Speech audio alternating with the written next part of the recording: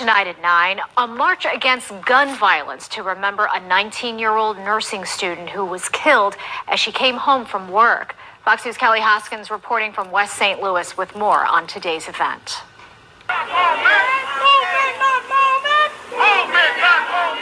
Hundreds of students from Cardinal Ritter College Prep High School marched Wednesday to remember 19-year-old Isis Marr. Marr was murdered in a quadruple shooting on Church Street in St. Louis in October after coming home from work at an elderly care facility. Now, right off the bat, we see the sanitization of this crime because, of course, it happened in the stand. She was killed in a mass shooting, what you guys routinely call mass shootings, when the suspect is a glider. Not a quadruple shooting, a mass shooting. And is there something in our DNA that predisposes us to marching? Now, I'm not even trying to be funny. Like, we the marchingest. Like, it's clear marching ain't gonna do nothing. Like, you've been marching and marching for everything. You've been marching for everything. Marching ain't gonna do nothing. Even if you get what you want, you're gonna ruin it. But we the marchingest people. I just don't get. I mean, listen. I get it as far as like, okay, it's good that they're doing it for this sister. I really do. I think that it's wonderful that if the thing that they do for crackheads and deadbeats is fighting with the cops, career criminals, shooting cops with their own tasers. I get it. If they're going to do that for them, I 1000% am glad that they're doing it for this woman as well. It's just like, but it's just like, I wonder what other people think. Like, oh, they marching? What's that noise? Oh, that's just them marching again. Like, but now that I think about it, I have to backtrack a little bit. This may be a step in the right direction. If they're going to, it would be good if they could get their pasty liberal friends out there with them, because it looks kind of like a real sunny parade right here, but I don't think their pasty liberal friends care unless there's some political end in it for them where they can, you know, talk about getting rid of guns or talk about, you know, the Republican in office is a racist. But it's really nothing here for the pasty liberals when it's just a Sun woman gunned down on her way home from class.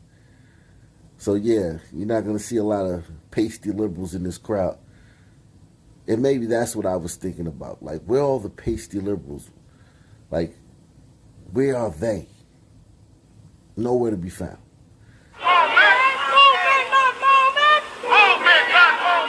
Hundreds of students from Cardinal Ritter College Prep High School marched Wednesday to remember 19-year-old Isis Marr. Marr was murdered in a quadruple shooting on Church Street in St. Louis in October after coming home from work at an elderly care facility. Her father says she had a heart of gold. My daughter was very dynamic. She gave a lot to the community in her 19 years, 6 months that she lived on this earth. I got so many women and children. I mean, every life is valuable, but so many women and children have been shot and killed this year in Philly.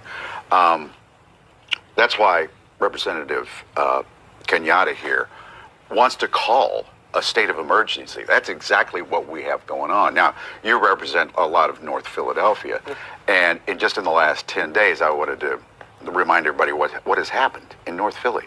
On November the 5th, a 31-year-old, Irene McNair, and a 56-year-old woman, Constance Marshall, were shot and killed inside of a speakeasy in North Philadelphia. Then on November 16th, 67-year-old Arun Mattel was gunned down inside of her check cashing business. That same week, an 18-year-old, Amir Jones, was shot and killed during a botched robbery while walking with his girlfriend near the Temple campus.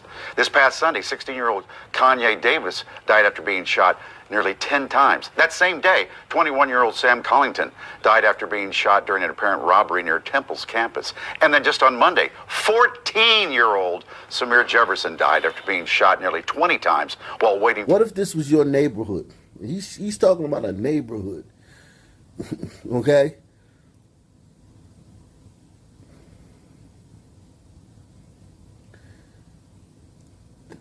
Just think about this, man. What we live in. Think about if this was just what happened while you were growing up. Let's just say you were born in the neighborhood, and from the time you were in first grade to the time you were, let's just say, 18, getting ready to go to college, and all this had happened throughout the years. You would say you lived in a rough neighborhood. You're like, man, I remember this is 3 weeks in this one neighborhood. You got 14 to 67. You got people getting killed in their businesses, people getting killed on the street in botched robberies. You got glacier gliders, you got women, you got teens, you got senior citizens. And these are the highlights. This isn't everything. This is the highlights. And every single person in here, I guarantee you, cares more, in this neighborhood, cares more about Kyle Rittenhouse and the Ahmaud Arbery trials while they were going on than any of this. Because they're used to this. This stuff happens all the time. This is nothing.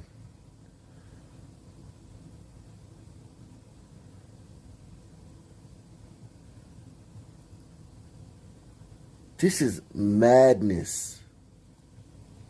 That you can live in a neighborhood where these are the highlights for a 3-week period. And just yesterday, we had 3 shootings in North Philadelphia. A woman died after being shot 8 times at 24th and Diamond. A 60-year-old man is in critical condition after being shot on the 1900 block of North Krosky. And then the off-duty Philadelphia police officer was shot on West Pike Street. All this happened in North Philadelphia. He is recovering in the hospital this morning. No wonder you're calling for a state of emergency. But those are 3 words. What do they mean? Are certain policies going to kick in when you announce this? So first of all, anybody who's paying attention knows that we are in a state of emergency. But now the question becomes, how can we as government have a whole of government approach? I know I'm not the first to call for this, and this is not the first time that you've heard me speak out about how difficult this moment is for all of us. You know, I disagree with the mayor, who has yet to call one here at the city level. Why is that? Why don't we? It is a state of emergency. Just call it. What is the red tape that's holding that up? You know, I can't speak to that, but what I can say is, you know, I spoke to the governor's office yesterday and said that I was going to call on the governor's office to do the same thing. The governor did something similar around the opioid crisis. And a part of what this does is it allows us to have a whole of government approach. What they did around the opioid crisis was to have department heads, secretaries of agencies, having weekly meetings, ongoing conversations about what we need to do, where we need to cut red tape to get resources and to enact policies that are going to deal with the fact that you just listed a short number of the names of folks who we have lost. That was 10 days. Right? My bad, y'all. I said 3 weeks. That was 10 days. Oops. But, wow. In a neighborhood. And all the other neighborhoods are like that up there. That's the craziest part about it. Like, it's not like, oh, this is a particularly rough neighborhood. The neighboring neighborhoods are like this. And it's like a cauldron that's feeding on itself. And the mayor won't call it a state of emergency. Probably because it looks bad on him. Politically.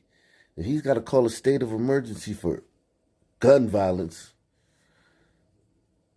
that's something that he could get beat up on during the next election. So I think that he may be not doing it for that, but Christ, man. Do something. And this brother right here, Waka Falaka looking brother, he seems like a very, very, very intelligent brother. And I support him wholeheartedly. He wants to do something about it. I have nothing bad to say about this brother. That you just listed a short number of the names of folks we have lost. That was 10 days. Right? Well, think about the whole year. You said that a list of names was read in Harrisburg. Yeah, and in Harrisburg, we had a debate just last week where, unfortunately, I have Republican colleagues who want to make this issue worse by allowing unlimited concealed carry. Right now, folks go through a background check process with their local sheriff or with the local police before folks can get a concealed carry. But they want anybody to have concealed carry. And in a speech I gave on the floor, okay. Spoke too soon. Yeah, Republicans want to give the Sam Collingtons and the Constance Marshalls, even though Constance Marshall and Irene McNair, they were killed when they were in a speakeasy, which is like a juke joint, an after-hours spot, and a guy was standing on the street, and for some reason he was mad at something that happened in the club, and he shot through the door that was closed, and he hit Irene McNair and Constance Marshall. So this wouldn't have helped them, but it could have helped Aruna Mittal, who was just blasted away by some thug at her check cashing place. It could have helped Amir Jones. Couldn't have helped Kanye Davis or Samir Jefferson because they wouldn't have been eligible at their age. But it would have helped Samuel Collington, the wokety woke student at Temple that was gunned down. So Republicans want to give these people a fighting chance. Okay? Because if you're not going to do anything, or you're just going to do a bunch of stupid stuff that's not going to work, programs and try to diversionary programs, try to preempt the violence and all this crap they talk about, midnight basketball and rec centers, if you're going to do that, stuff that's not going to work, at least Republicans are giving these people a fighting chance. You said that a list of names was read in Harrisburg. Yeah, and in Harrisburg, we had a debate just last week where, unfortunately, I have Republican colleagues who want to make this issue worse by allowing unlimited concealed carry. Right now, folks go through a background check process with their local sheriff or with the local police before folks can get a concealed carry. But they want anybody to have concealed carry. And in a speech I gave on the floor, I only got through 100 or so names, and my colleagues were hemming and hawing, saying, "Oh my gosh, please stop talking." Yeah. But what I said to them is that list of names was too much for them to hear. Then we should be doing everything in our power to not make this problem worse, but we should actually be doing things that are within our power to make the situation better. I have a bill right now. This brother went to Harrisburg, which is the state capital. It sat in front of all those politicians and read off the names. He didn't even show them the gun memorial, the faces. Just read their names. And they couldn't take it.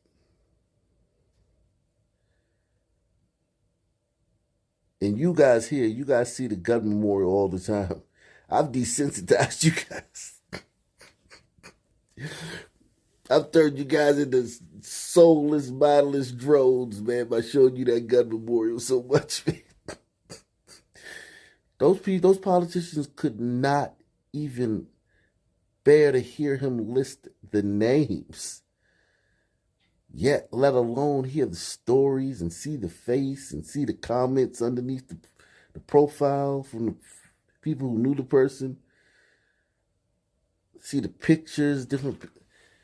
All they couldn't bear to hear the, and I get it. I mean, I hear people tell me all the time, say, "Well, how do you do this?" How do you, do this? And I tell you, man, I'm Aquarius, man. I'm detached emotionally from a lot of things. And it's nothing that I do, that I try to do. It's just something that's natural. I'm very detached emotionally. My wife hates that. But, yeah, I'm just detached emotionally, man. And I think that may be why I can do this. But it's just interesting to hear these people. They couldn't even listen to him read the names. They had to stop him. Like, all right, enough. And we go to the gun memorial almost every other day on this channel and see those people and hear their stories. And I do the stories and talk about. And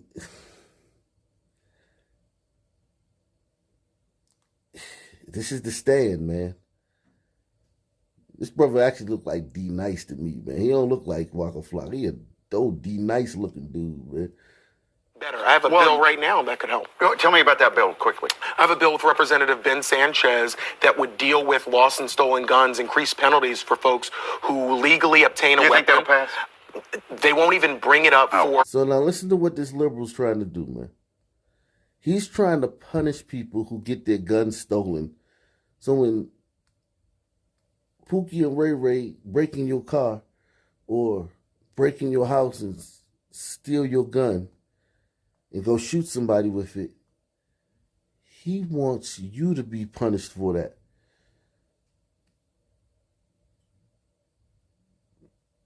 These liberals are crazy, man. What's wrong with them? You're not going to let the people arm themselves. The solutions you guys been doing for 60 years haven't worked. They've actually made the problem worse. And now you're proposing a bill that will make it, if I leave my gun in my car because I got to carry it with me everywhere I go because they live in this dangerous city full of psychopathic sunmen, and if one day I forget to bring it in the house and some sunman breaks into my car and steals it and goes shoots up a bus stop and kills a kid, that I got to be on the hook for that? This is lunacy, man. But we should actually be doing things that are within our power to make the situation better. I have a bill right now that could help. Tell me about that bill quickly. I have a bill with Representative Ben Sanchez that would deal with lost and stolen guns, increase penalties for folks who legally obtain a You weapon. think that'll pass? They won't even bring it up for a God. vote, which is a deep problem. You're going to have a rally. When is it? So we're going to have a press conference today at 10 o'clock at Broad and Master, talking about a three-step, plan that I've laid out Do you know here about people what are we need to do. frustrated with press conferences and rallies and nothing ever changes? It's just words. You're kind of a PR person for your district, right? Yeah. But at this point, why would anybody want to live, go to school, shop, drive through, walk through, bicycle through your district? Well, there's such good people that live there. Well, I will tell you, and here's the hard thing. This is not a North Philly problem, and it's not a Philadelphia problem. This is a uniquely American problem. That's the biggest lie he's told so far. This is a Blackistanian problem. This is not an American problem. If you removed Sun people from Philadelphia, and you guys seen the gun memorial, I'm not even going to subject you to it this time, but if you remove Sun people from any city, I don't care whether they're 5%, 6% of the population, you wouldn't need a homicide division. Okay? You wouldn't need a homicide division.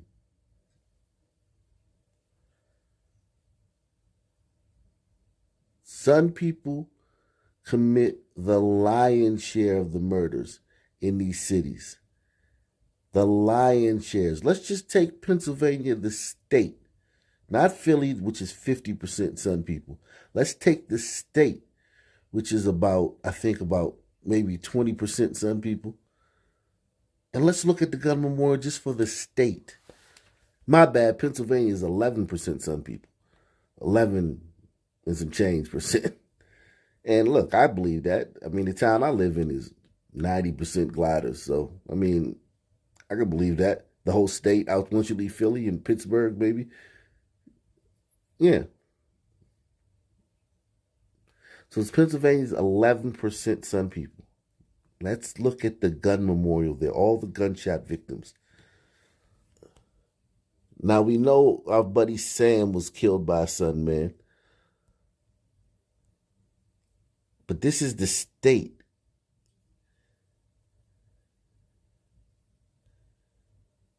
Not Philly, the entire state.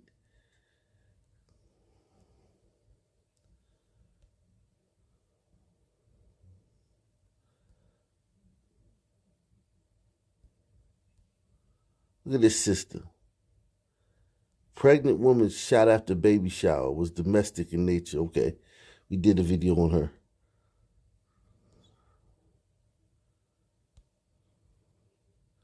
Look at this one. Brandon Murray. This is a shapeshifter. In Aliquippa,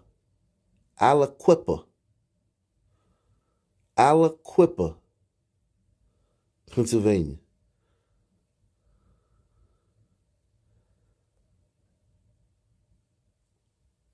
Elliot Thomas, Lebanon, Pennsylvania.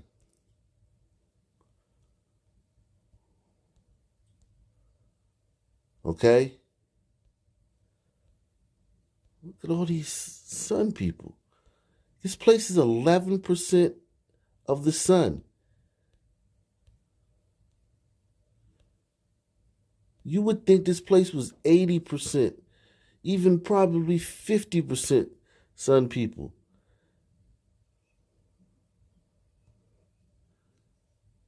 Braddock, Pennsylvania. This guy was found alongside a road.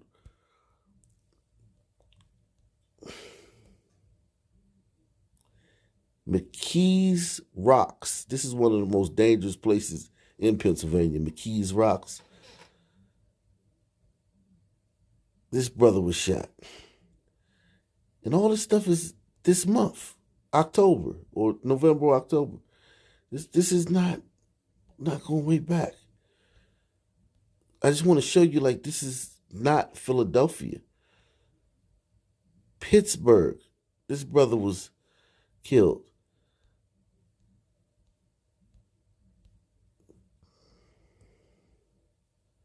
Clareton, Pennsylvania.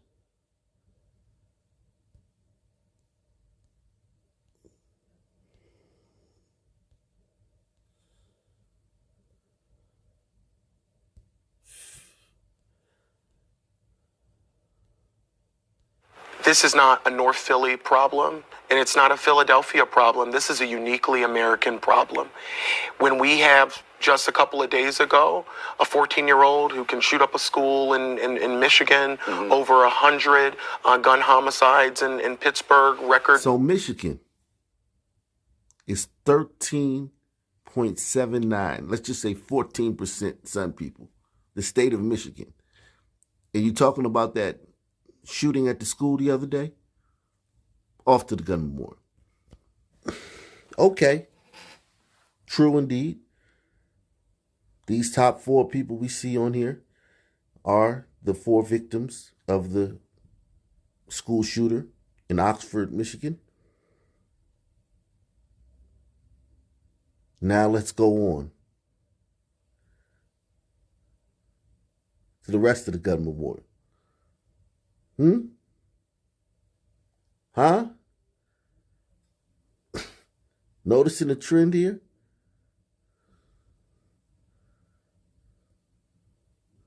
Noticing a trend here? Huh? Noticing anything? Stop me. Hit one when you see it. Hit one when you see it.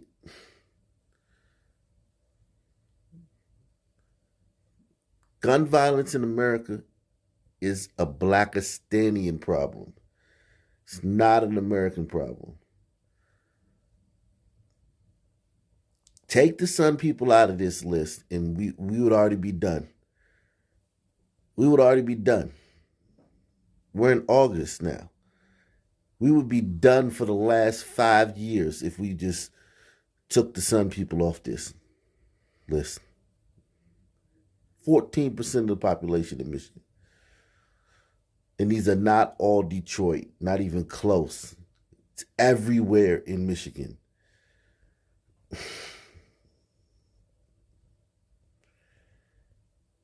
Saginaw.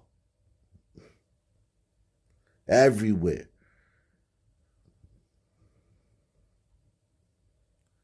Dearborn, everywhere. Okay? It's not an American problem. Trust me, man. Every city's like this too. Every town. Same thing. No matter whether we're 5% of the population or 95% of the population.